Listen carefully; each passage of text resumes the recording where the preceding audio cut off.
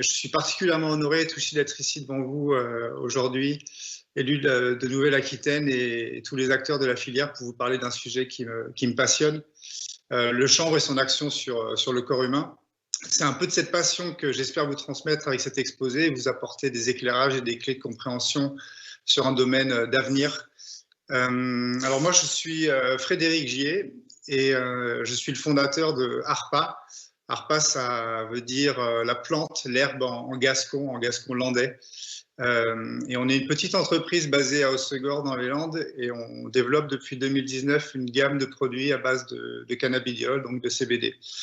Je suis ingénieur de formation. Et, mon histoire, moi, avec le chanvre, elle commence en fait à mon retour dans les Landes en 2016 avec la rencontre de Vincent Lartisien. Je ne sais pas s'il est là aujourd'hui, mais en tout cas, je le salue.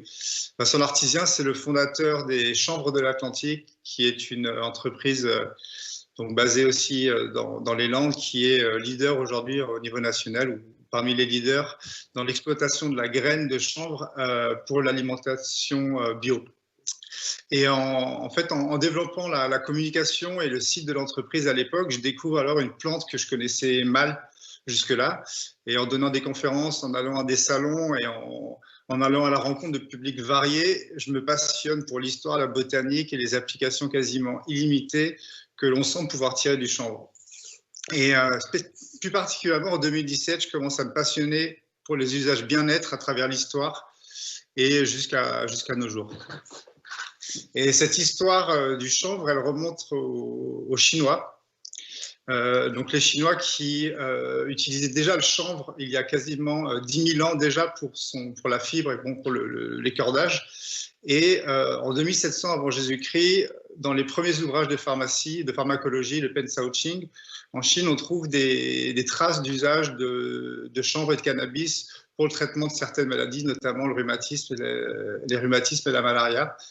Et de l'autre côté de l'Himalaya, en Inde, en 2000 avant Jésus-Christ, on retrouve des traces de l'usage du cannabis dans la médecine ayurvédique, cette médecine traditionnelle indienne, et on trouve des traces d'usage des recommandations d'usage du chanvre pour l'épilepsie, la rage, l'anxiété, les bronchites. Un petit peu plus proche de nous, en Égypte, dans le papyrus d'Hébers. Le papyrus d'Hébers, c'est un des premiers écrits aussi de pharmacologie, de médecine. Donc en 1500 avant Jésus-Christ, le chanvre est recommandé pour le traitement de certains types d'inflammation. Les Grecs et les Romains, eux, utilisaient le chanvre et le cannabis pour traiter des douleurs de dents, des douleurs d'oreilles, des douleurs aussi liées à l'accouchement. Comme l'a aussi indiqué Aurélien dans sa présentation, on retrouve des usages du chanvre en France tout au long de notre ère et notamment en 1798, Napoléon, au retour d'une campagne d'Égypte, ramène dans ses malles du chanvre qui sera alors étudié par les scientifiques de l'époque pour ses actions sédatives et antidouleurs. Il faut savoir aussi, donc à l'époque, le chanvre, c'est une denrée stratégique au même titre que le pétrole l'est aujourd'hui. Et on peut même trouver en fait des explications, des sources de certaines guerres napoléoniennes avec la Russie, avec l'Égypte, pour le contrôle des denrées chanvre de l'époque. Donc vraiment, à cette époque-là, le chanvre est une denrée stratégique et clé. Un des personnages les plus célèbres qui a utilisé le chanvre pour ses vertus bien-être, c'est la reine Victoria. La reine Victoria d'Angleterre, donc lors de son règne tout au long du 19e siècle, qui, elle, utilisait le chanvre pour calmer ses douleurs menstruelles et donc qui faisait importer le cannabis des colonies anglaises en Inde, donc avec ce fameux chanvre indien à l'époque, qui donc était utilisé déjà pour calmer ses douleurs menstruelles. Tout ça nous amène à la fin du 19e siècle, au début du 20e siècle, où dans la pharmacopée aux États-Unis et en Europe, on trouve à peu près 200 médicaments, certains produits par des grands laboratoires, comme le laboratoire Merck. Donc 200 médicaments qui contiennent des extractions de chanvre et de cannabis. Et ces médicaments sont prescrits dans la pharmacopée pour traiter certains types de migraines, des insomnies, des douleurs menstruelles, des eczémas, des pertes d'appétit et bien d'autres encore. Tout ça jusqu'aux années 30, avec l'interdiction progressive et la prohibition progressive qui se met en place, sur le chanvre et le cannabis au niveau d'abord américain puis au niveau mondial, avec la classification du cannabis comme étant un stupéfiant dans les années 60 et la disparition quasi définitive à ce moment-là du cannabis, de ses usages médicaux. Tout ça nous amène donc dans les années 60. Dans les années 60, le mouvement hippie se réapproprie, se penche sur cette plante, on va dire ça, principalement pour ses vertus psychotropes et euphorisantes. Mais en Israël, un jeune chercheur et son équipe, en 1966, donc Raphaël Mechoulam, qui est vraiment une personne clé dans la recherche liée au cannabis et aux cannabinoïdes, qui est toujours en vie d'ailleurs actuellement. Raphaël Mechoulam commence à s'intéresser aux principes actifs de la plante. Et rapidement, il découvre et il isole deux molécules principales. La première, c'est le THC, tétrahydrocannabinol, dont on a un petit peu parlé précédemment, qui est connu notamment pour ses possibles vertus psychotropes, donc d'altération de conscience euphorisante, et donc qui va être principalement consommé pour cela, à l'époque en tout cas. Et il découvre aussi à cette époque donc une autre molécule, le CBD, le cannabidiol, qui va agir différemment sur notre organisme et qui va être, qui semble-t-il ne procure pas lui d'effets psychotropes. Et en se penchant sur en découvrant ces molécules, il va ensuite se pencher sur les raisons pour lesquelles le chanvre agit de façon si remarquable sur notre organisme. Et en fait, son équipe et d'autres équipes à travers le monde, quelques années plus tard, vont découvrir en fait un réseau de récepteurs très densément représenté à travers tout le corps humain. Ce réseau de récepteurs, donc on va en trouver dans le cerveau, la moelle épinière, le système cardiovasculaire, les muscles, le système digestif, le système lymphatique, le foie. Et ce système de récepteurs, donc on leur donne le nom de système de récepteurs cannabinoïdes, car ils ont été découverts finalement grâce aux cannabinoïdes que sont le THC et le CBD. Mais en partant du postulat que si notre corps est équipé de récepteurs, c'est bien parce qu'on doit avoir des molécules à l'intérieur de notre organisme qui vont agir dessus et pas parce qu'il existe des molécules dans une plante. Donc la recherche se fait vraiment sur ce domaine-là pendant des années et on va découvrir deux molécules, notamment l'anandamide et la 2-AG, qui sont donc des cannabinoïdes qui vont être produits par notre organisme, par le corps humain. Donc ces molécules, on va leur donner le nom d'endocannabinoïdes. Endo qui vient donc d'endogène, qui veut dire dans notre corps. Ce qui veut dire que dans le corps humain de chaque personne, on va trouver des molécules qui sont capables de réagir, d'activer donc ces récepteurs dont je vous ai parlé. Et ces molécules, elles ont la propriété d'être similaires aux molécules du cannabis, donc le THC, le CBD et d'autres molécules dont on a aussi parlé précédemment. Et cette découverte, elle est fondamentale. Parce que ce système, on découvre progressivement qu'il a un rôle central, qu'il a un rôle clé dans notre organisme. Donc, quel est le rôle de ce système? En fait, ce système donc, de récepteurs et d'émetteurs, c'est un système de communication, c'est un système d'autorégulation de notre organisme.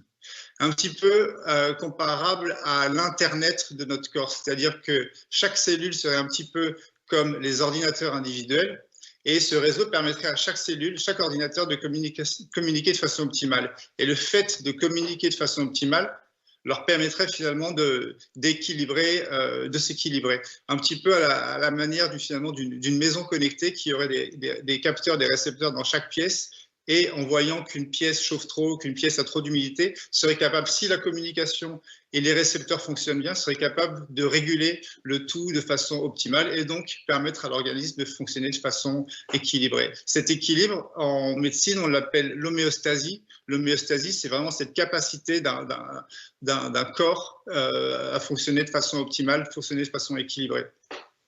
Et cette découverte, elle est clé. Aujourd'hui, certains chercheurs à travers le monde, et notamment aux États-Unis, estiment que c'est une des découvertes les plus importantes dans le domaine médical du XXe siècle.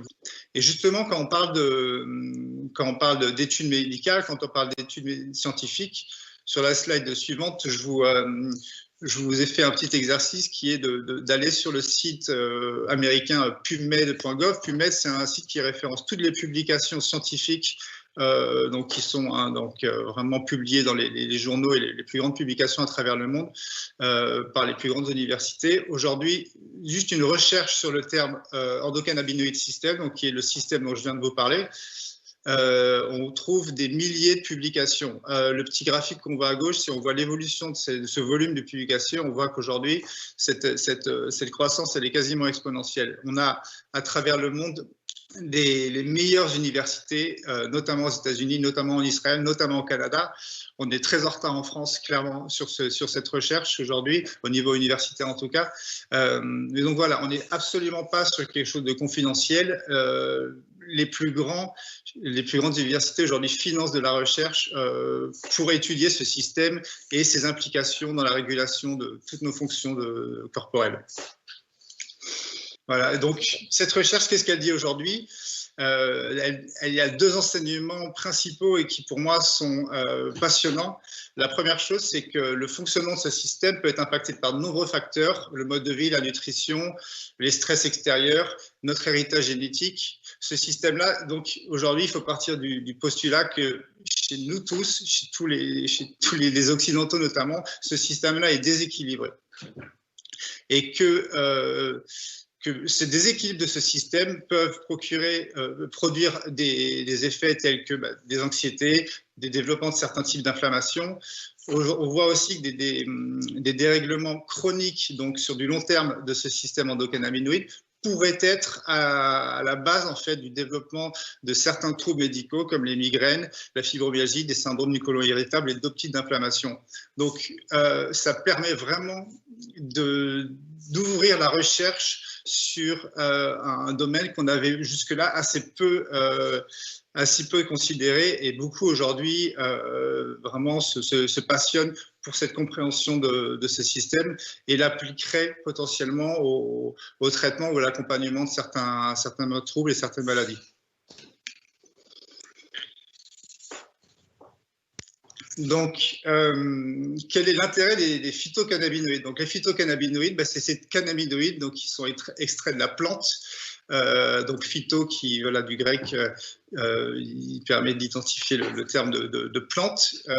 Donc, cette plante, le cannabis, le chanvre, qui a permis de découvrir ce système clé de notre organisme, aujourd'hui pourrait être en fait considéré pour venir dynamiser, pour venir réguler, pour venir remettre à l'équilibre en fait, ou venir faire fonctionner de façon optimale ce système central de notre organisme qui lui va derrière être garant du fonctionnement de plein de fonctions vitales. Donc on a le CBD comme je l'ai dit, on a aussi le THC, il y a aussi une multitude d'autres cannabinoïdes qui vont pouvoir chacun à leur façon, et cette action des cannabinoïdes sur le système endocannabinoïde, elle est complexe, elle continue à être énormément étudiée, mais c'est quelque chose qu'on ne pourrait pas du tout résumer à quelques actions précises. Mais d'une façon générale, voilà, elle va permettre de combler des formes de carences de ce système et lui permettre de fonctionner de façon optimisée. Sur la slide suivante, je vous ai mis un petit extrait d'un envoyé spécial qui avait été diffusé, je crois, en 2019 et qui reprend rapidement ce que je viens de vous expliquer. La découverte des bienfaits du cannabis remonte à une trentaine d'années. Les chercheurs découvrent alors que les cannabinoïdes sont indispensables à notre bonne santé, mieux que notre corps en fabrique naturellement. On les appelle les endocannabinoïdes. Ces molécules envoient des messages à nos cellules en se fixant sur des récepteurs que nous avons dans le cerveau et dans tout le système immunitaire. Ces messages agissent sur l'équilibre général du corps, par exemple sur la faim, le sommeil, la douleur. Quand notre corps n'en fabrique pas assez, nous sommes en déficit et la prise de cannabinoïdes extérieurs va rétablir l'équilibre.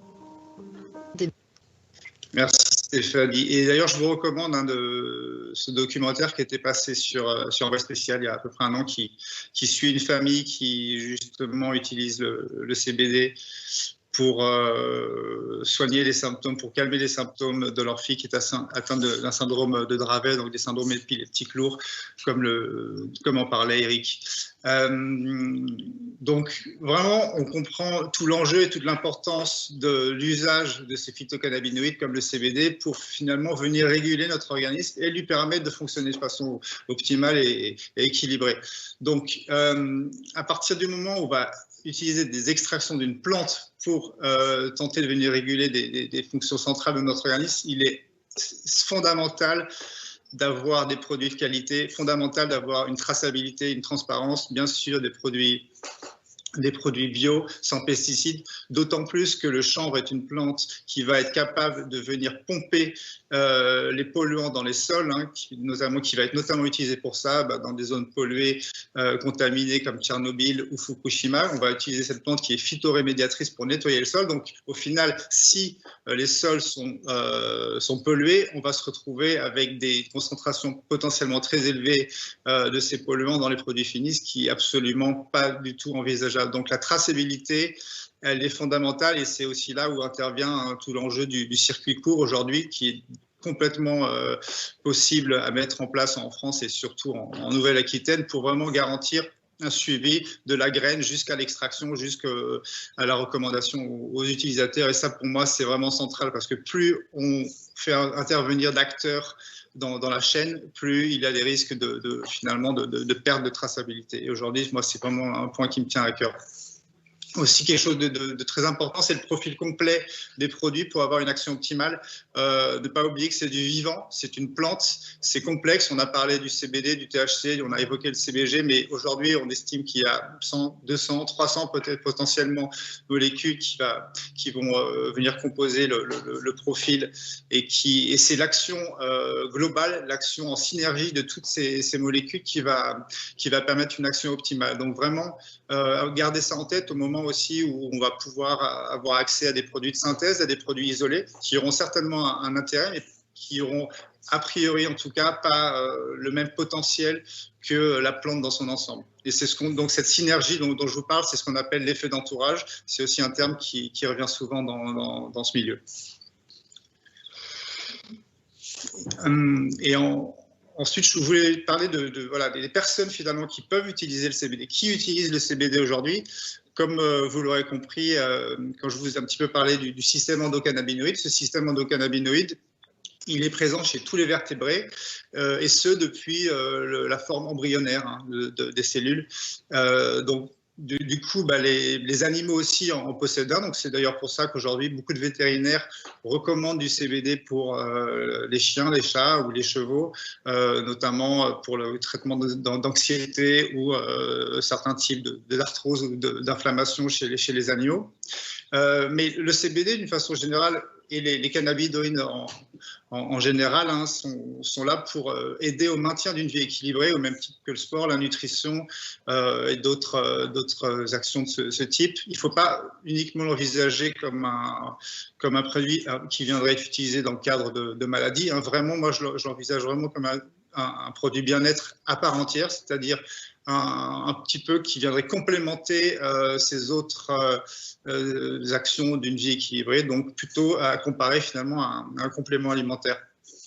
Bien sûr, moi aussi, je recommande toujours de se tourner vers des praticiens, des experts. Il en existe de plus en plus. Aujourd'hui, des naturopathes, des médecins, des kinés, des ostéos s'intéressent vivement, des infirmiers aussi s'intéressent vivement aux applications potentielles des cannabinoïdes et commencent à en recommander aussi. Je pense que c'est fondamental de s'appuyer sur eux, leur expertise et leur suivi de leurs clients pour aujourd'hui avancer avec le maximum de sérieux.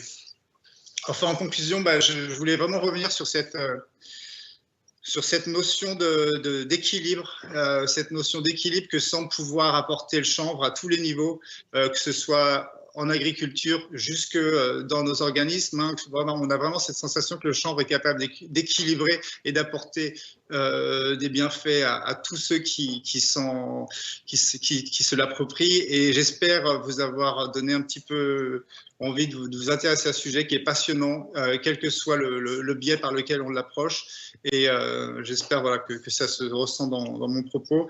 Je vous remercie d'avoir d'avoir pris le temps de m'écouter. J'espère que je pourrai répondre à vos questions si vous en avez. Merci. Merci beaucoup Frédéric. On va présenter les témoignages et on laissera le temps des échanges ensuite. Donc pour les différents témoignages, je vais passer la parole d'abord à Vincent Duvignac. Est-ce que vous êtes là? Oui. Très bien. Donc je vais vous laisser voilà, entre 5 et 10 minutes pour nous parler un peu de l'usage que vous pouvez avoir, vous, du chanvre, bien. Un petit peu plus haut, voilà. Bon, mais bonjour à tous et merci, c'était fort intéressant, Fred, pour cette intervention. J'ai appris des choses supplémentaires. En effet, ça me passionne. Donc voilà, pour revenir à mon sujet, moi je suis sportif de haut niveau depuis une quinzaine d'années, donc dans le surf. Le surf c'est un sport super contraignant, donc c'est pas un sport du dimanche où on va prendre sa planche et aller surfer tranquillement en short. Il y a énormément de contraintes finalement, puisque déjà voilà, on joue dans un milieu qui est en perpétuel mouvement. C'est très ingrat comme sport. En effet, forcément, il y a beaucoup de plaisir, c'est le but, hein, on est d'accord, mais ça demande quand même des qualités physiques et même jusqu'aux qualités psychologiques importantes, puisqu'il y a aussi beaucoup de stress, notamment quand l'hiver arrive et les grosses vagues avec. Et finalement, voilà, moi j'ai eu la chance de consommer du chanvre, donc pour éventuellement combler des apports au niveau nutritif.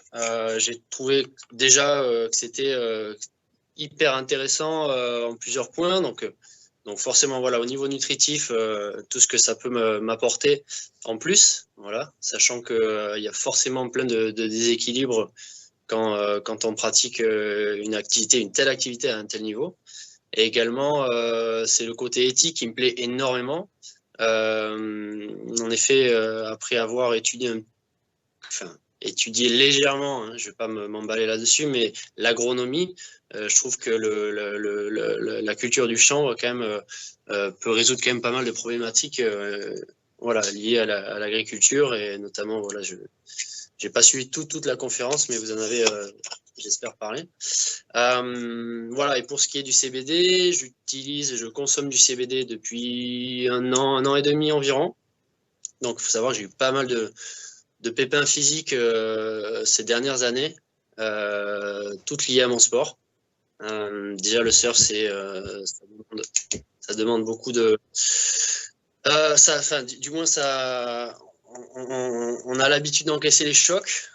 Donc, si on n'est pas taillé comme un rugbyman et qu'on veut surfer des vagues assez trapues, forcément, ça passe par des blessures. Donc, moi, ma dernière blessure en date, c'était une discopathie au cervical. Donc, c'est quelque chose de pas très grave, mais c'est quelque chose de très, très, très, très embêtant pour tout le monde, et encore plus pour un sportif de haut niveau qui veut continuer à percer. Mais finalement, voilà, donc l'usage du CBD m'a aidé justement dans tout ce processus de récupération, vraiment aussi process anti-inflammatoire. C'est un cercle vertueux finalement. Stress, processus anti-inflammatoire, la récupération, tout est lié. Et finalement, voilà, le CBD m'a aidé à gérer tout cela. Et notamment quand je pratique le surf, quand je suis vraiment dans mon élément et en forme, le but, voilà, c'est de rester lucide malgré tous les enjeux qu'il peut y avoir. En gros, c'est apprendre à maîtriser son stress. Donc c'est une quête sans fin. Mais voilà, je pense qu'en faisant très attention à mon alimentation, à toute ma préparation, c'est quelque chose que je peux de plus en plus maîtriser. Et l'ajout du CBD dans ma préparation m'a aidé, a été vraiment un booster, puisque savoir voilà, que je peux utiliser un tel produit déjà naturel, voilà, sans problème lié voilà, à ce qu'il pourrait y avoir derrière, dans tout autre produit. Hein. Donc, utiliser un produit naturel m'a vraiment aidé. Voilà, tout ce qui est récupération,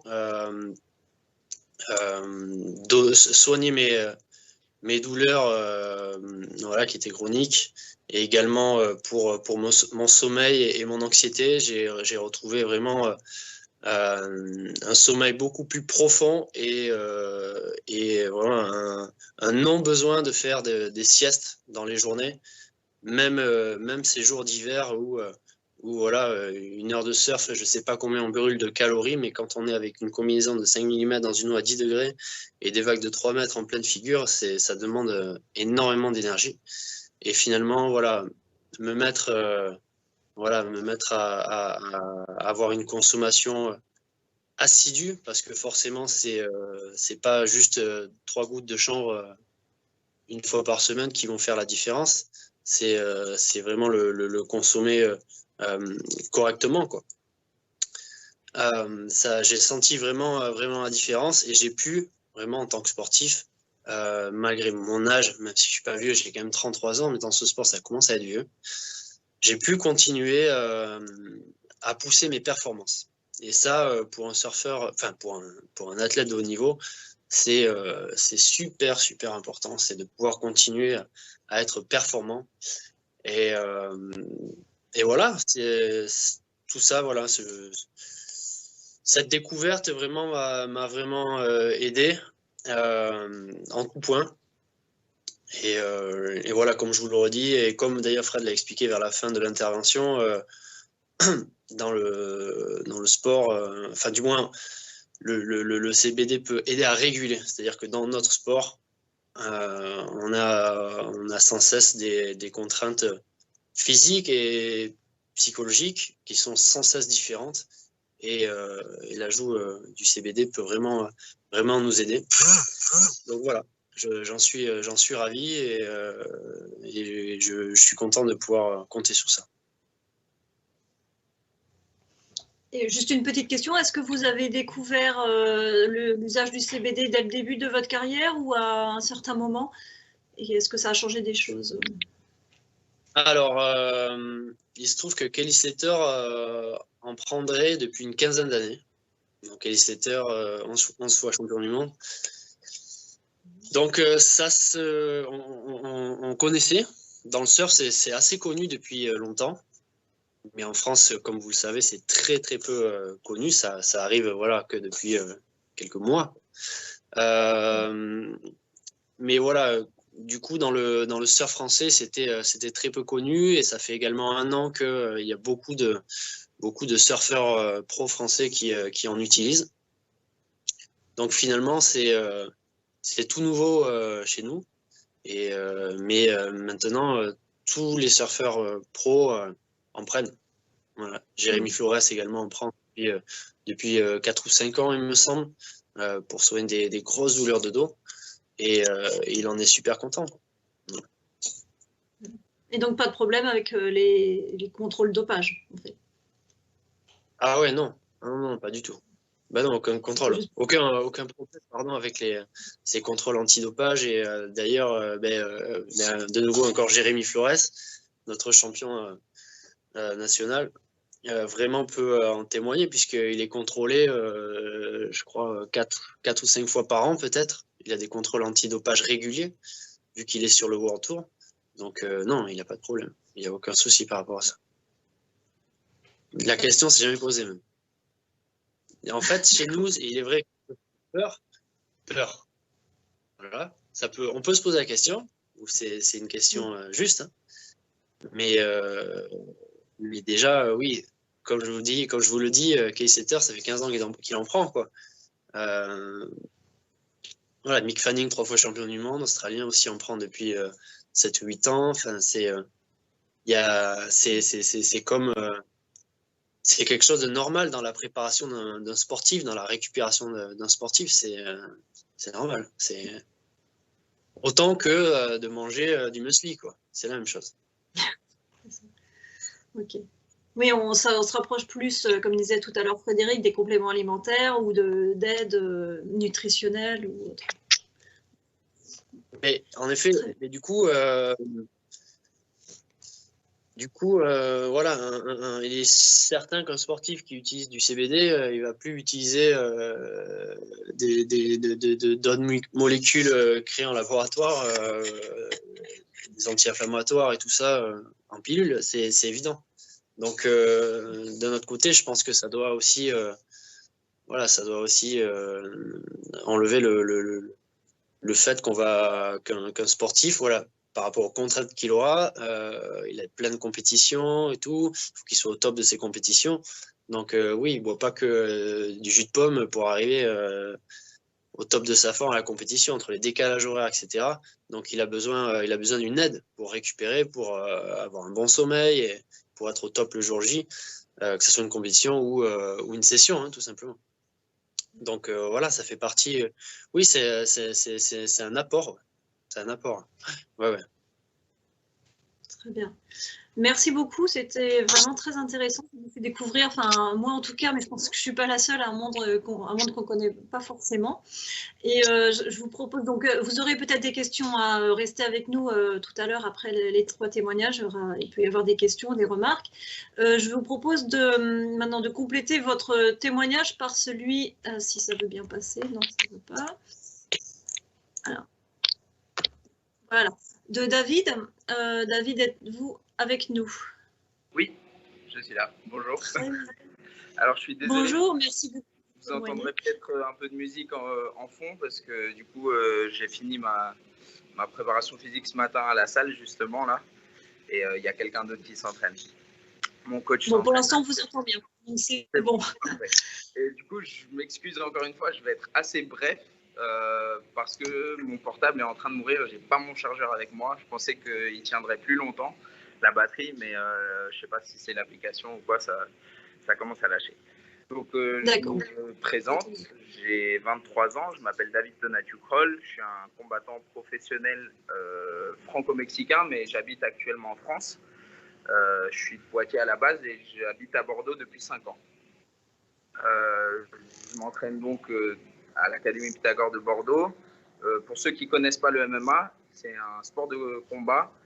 C'est le sport de combat le plus complet qui existe de nos jours, c'est-à-dire qu'on mélange le pied-point, la lutte, le sol, toute technique de soumission au sol et même les percussions au sol. C'est un sport de combat qui, à savoir, jusqu'à aujourd'hui, jusqu'en 2020, avait été, on va dire, interdit, ou du moins son développement et sa vraie légalisation en France avait été freiné. Et on avait donc 20 ans de retard en France par rapport aux autres pays.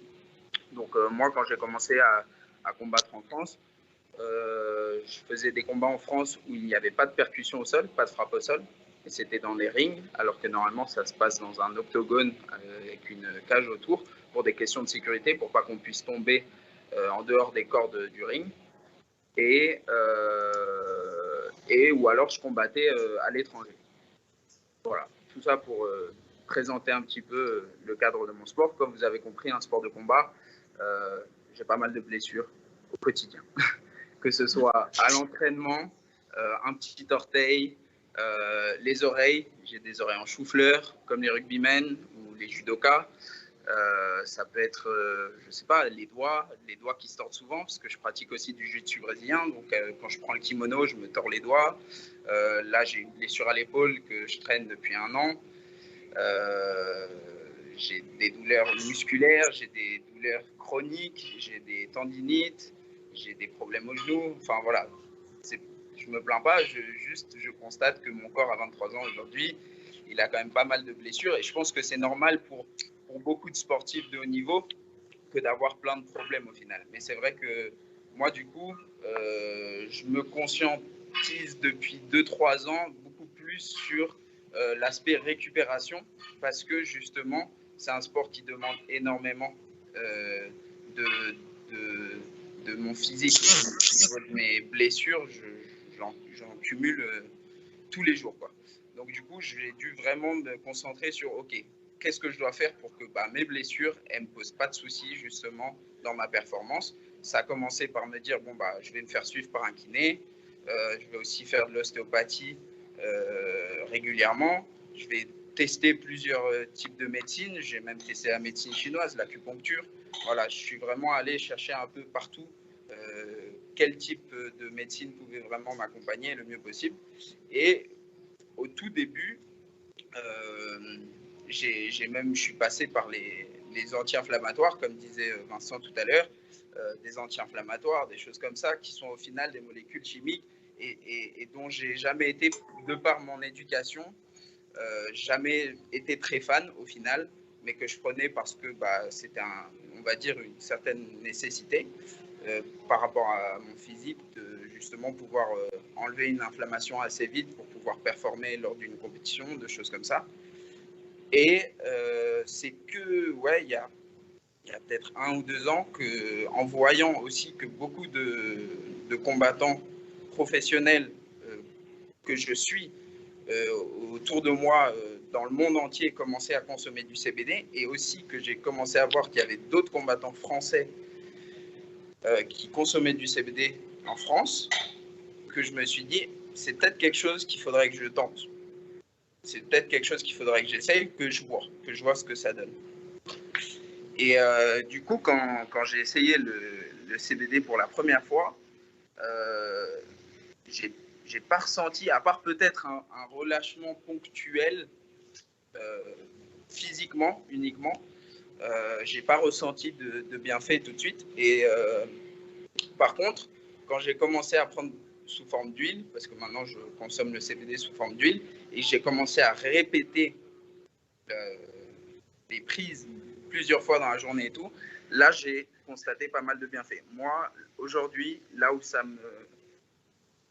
m'aide le plus, finalement, c'est sur la qualité de mon sommeil. C'est-à-dire que j'ai jamais eu de problème jamais eu de problème pour dormir réellement. Mais par contre, aujourd'hui, je sens qu'après une bonne nuit de sommeil, je suis beaucoup plus en forme, j'ai beaucoup plus récupéré. Je rejoins Vincent sur le fait de ne plus avoir besoin de faire de sieste, par exemple, alors qu'avant, avec 2 ou 3 entraînements par jour, je faisais forcément une sieste. Maintenant, je rentre, je prends mon CBD, je mange et je prends mon CBD. Et au final, c'est vrai que ça me relâche, ça me détend. Je peux passer mon après-midi à faire des choses tout en étant relâché et sans finalement avoir besoin de faire une sieste. Donc moi, c'est surtout sur le sommeil que l'huile va avoir son effet finalement et m'aider. Et après aussi le baume, par exemple, le baume de CBD, lorsque j'ai des petites blessures, j'ai je sais pas, une contusion sur un orteil, et je vais tout de suite mettre du baume de CBD dessus, et je sais que ça va réduire l'effet. Et ça, après, c'est quelque chose que j'ai toujours fait. Par exemple, avant, j'utilisais de l'arnica. Mais maintenant, j'ai vu que le baume de CBD, il marche mieux que l'arnica. Donc, voilà, après, je pense qu'en tant qu'athlète, on peut en parler justement parce qu'on a cette recherche tous les jours au quotidien de savoir quel produit on met sur notre corps ou qu'est-ce qu'on ingère qui peut avoir un effet. Et on est là, on est à l'écoute justement de notre corps pour savoir si ça a un effet plus rapide ou plus efficace qu'un autre produit.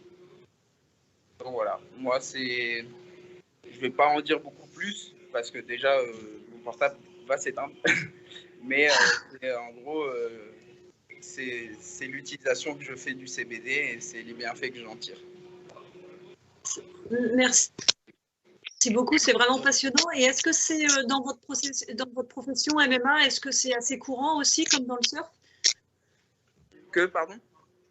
Est-ce que c'est courant dans votre profession, dans le milieu du MMA? Est-ce que comme dans le surf, c'est des choses que le CBD est souvent utilisé par les sportifs? Aujourd'hui, si vous allez sur l'Instagram de n'importe quel combattant professionnel connu de MMA, c'est très, très, très probable qu'il en consomme. Et aujourd'hui, comme je vous dis, même en France, beaucoup de combattants qui sont au top niveau, plein de combattants professionnels. Je pense à Amin Ayoub, par exemple, qui a une ceinture aujourd'hui dans plusieurs organisations mondiales et bah, lui, il en consomme, par exemple. C'est vrai que c'est de plus en plus répandu, en tout cas. Comme je pense Vincent le disait dans le surf, en MMA, c'est vraiment d'actualité. D'accord. Et juste peut-être une dernière question avant que votre téléphone nous lâche. Au niveau des médecins sportifs, comment est-ce qu'ils voient cet usage? Moi, jusqu'à présent, bah, c'est vrai que j'ai mon médecin du sport, lui, il m'a clairement dit, bah, écoute, si ça te fait du bien, prends-en. Dans tous les cas, le CBD, il n'est pas considéré comme dopant, parce que ce qu'ils recherchent dans les tests antidopage, souvent, c'est le THC, justement, qu'on peut retrouver dans le chanvre, mais pas le CBD. Et le pourcentage en plus de THC qui peut rester dans le CBD, dans les grammages qu'il y a en France, est tellement faible qu'au final, il ne se détecte pas. Donc, mon médecin du sport, par exemple, à moi, il m'a dit de prendre, qu'il n'y avait pas de souci. Et tous les autres médecins que je côtoie, c'est des ostéos, que ce soit des ostéos, des kinés ou mon médecin qui fait de l'acupuncture, par exemple, ils sont tous dans une optique où, à partir du moment où j'en tire un bienfait, il n'y a pas de raison que je ne consomme pas, surtout que c'est un produit naturel. Encore, ça serait un produit chimique ou une molécule justement fabriquée en laboratoire. Il se poserait plus la question, est-ce qu'il ne peut pas y avoir un effet secondaire derrière qui soit néfaste? Mais là, c'est vrai qu'à partir du moment où c'est naturel, moi, je vois que tout le monde autour de moi me dit que bah, je peux y aller en toute confiance. Et même moi, je le sens, mon corps, il me remercie, tout simplement. Super, merci beaucoup. C'est vraiment un témoignage également très complémentaire avec celui de Vincent et enfin, moi, je trouve très intéressant. Je découvre aussi moi-même des applications pour des coups et bosses, donc c'est toujours intéressant. Nous allons compléter maintenant avec le témoignage de Nadia. Êtes-vous là, Nadia? Oui, bonjour. Merci. Et donc vous n'êtes pas une sportive de haut niveau, vous êtes naturopathe et nutrithérapeute. Donc pouvez-vous nous dire un peu en quoi consiste votre activité et comment se place l'usage des cannabinoïdes à l'intérieur? Oui, alors bonjour à tous. Donc, merci de votre invitation déjà. Donc moi, je suis naturopathe nutrithérapeute. En fait, c'est des pratiques de médecine douce dans lesquelles on va utiliser justement tout ce qui est naturel pour aider les personnes à se porter mieux, voilà, d'un point de vue bien-être. C'est vraiment un accompagnement de médecine à base de produits naturels. Donc la naturopathie, on va surtout utiliser des plantes, des huiles essentielles. Et en nutrithérapie, donc c'est une formation complémentaire que moi j'ai faite en nutrition, dans laquelle je me suis spécialisée.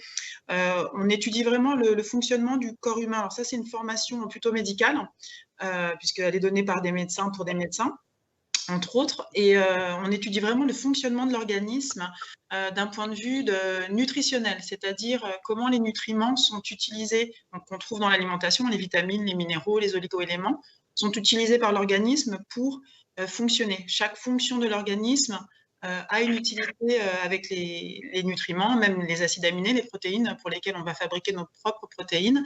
Et donc, la nutrithérapie, c'est un outil qui permet de combler, de corriger justement des fonctions en défaut à partir des nutriments. Donc un peu comme l'expliquait Frédéric sur le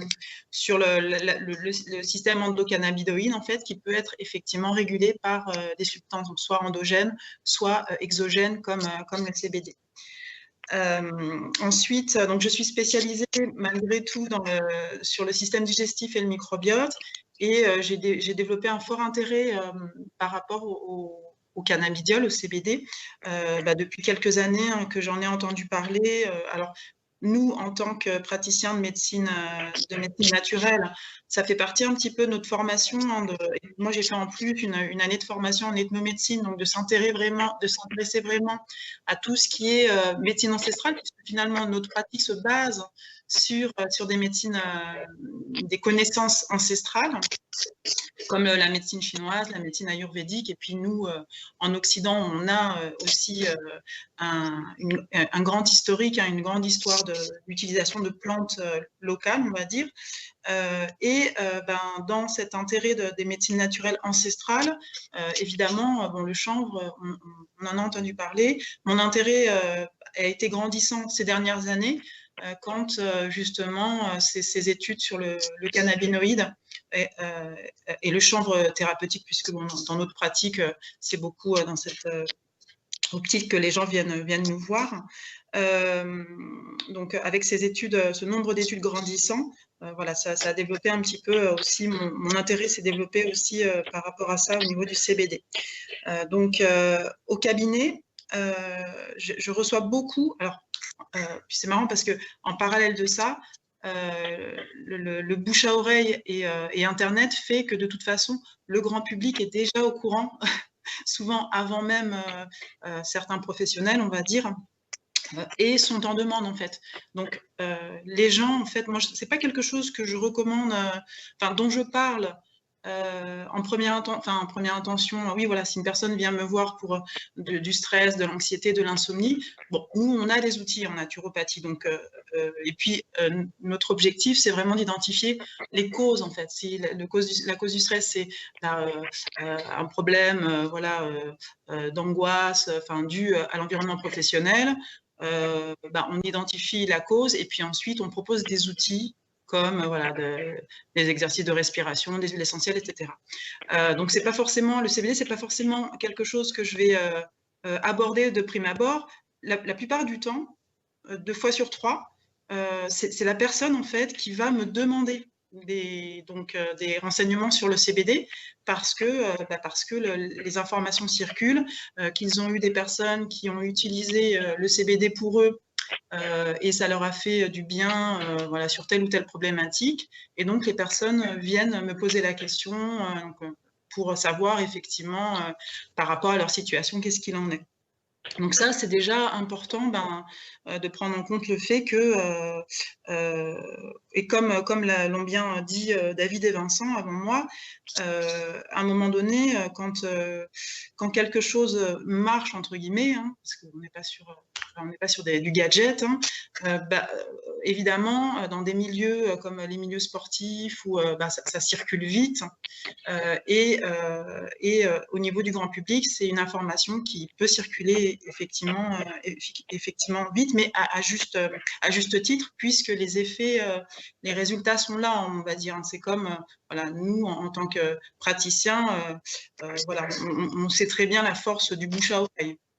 Donc, les personnes qui viennent me voir pour le CBD, par exemple, qui viennent prendre des renseignements, ça va être des personnes qui vont avoir des besoins pour leur anxiété, leur stress, des problèmes de sommeil, comme l'a dit David, mais aussi des douleurs.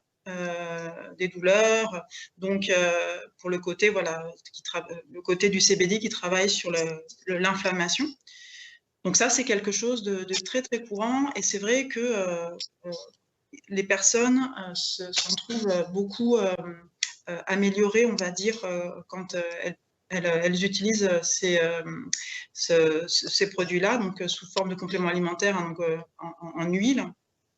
Moi-même, du coup, j'ai déjà utilisé le CBD pour mes besoins personnels de mieux-être.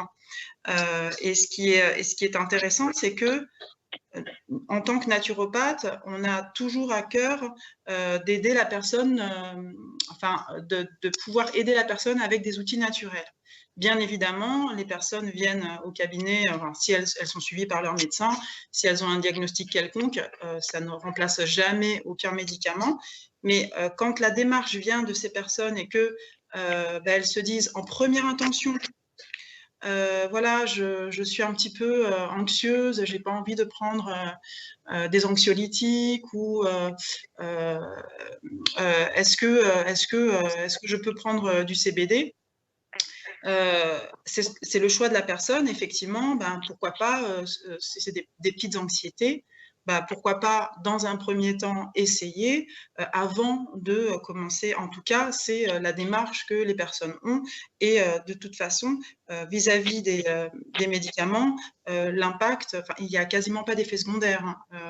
Ça, je ne sais pas si Frédéric en a parlé, mais au niveau des études, il y a très peu d'effets secondaires, alors que au niveau des anti-inflammatoires, par exemple, c'est vrai que le foie est très impacté. Les effets secondaires peuvent être, en tout cas sur la durée, hein, pour les sportifs de haut niveau, peuvent être impactants.